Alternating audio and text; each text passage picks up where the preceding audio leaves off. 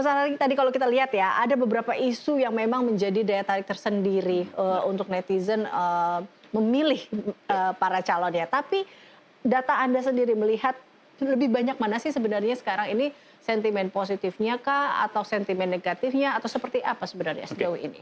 Kalau kita ngelihat, kita coba gini ya, kami mencoba bahwa melihat pilkada di Indonesia ini dari 3 wilayah. Pertama di Jawa Tengah, Oke. kemudian di DKI dan juga Jabar. Kenapa ini bisa jadi representasi bahwa inilah daerah-daerah yang mungkin akan jadi panas nanti pilkadanya gitu. Nah, kalau dilihat dari sentimen memang ada beberapa secara porsi itu lebih banyak memang sentimen positif di masing-masing gitu ya. Ya memang karena momennya masih berebut tiket, artinya yang paling banyak dibincangkan kan terutama soal positifnya dari calon itu.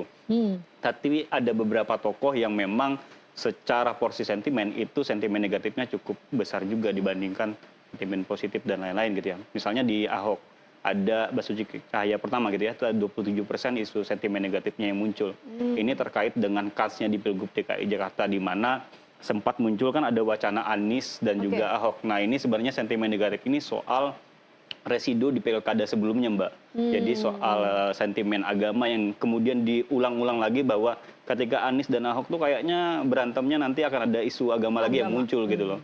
Artinya mereka yang kemarin berseteru tiba-tiba dipasangkan ini kan akan memunculkan isu baru lagi. Nah, ini yang disorot.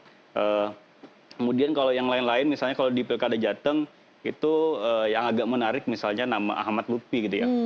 Ini kami melihat bahwa justru ada sentimen negatif muncul tapi dimanfaatkan dengan baik oleh Ahmad Lutfi. Misalnya soal kasus Pati, soal korban pengeroyokan bos rental mobil itu ya. Nah, yang kemudian dimanfaatkan betul oleh Ahmad Lutfi menjadi sebuah kinerja bagi dia yang saat ini menjadi seorang Kapolda di Jawa Tengah gitu ya.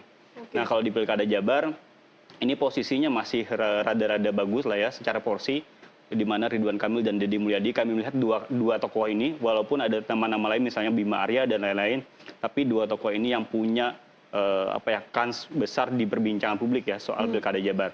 Meski kita kasih catatan nih, Ridwan Kamil ini dua alam, Mbak, antara Jakarta dan juga Jawa Barat gitu kan. Ini masih bingung juga akan dipinang dia kawinnya di mana dia ini kayak gitu kan.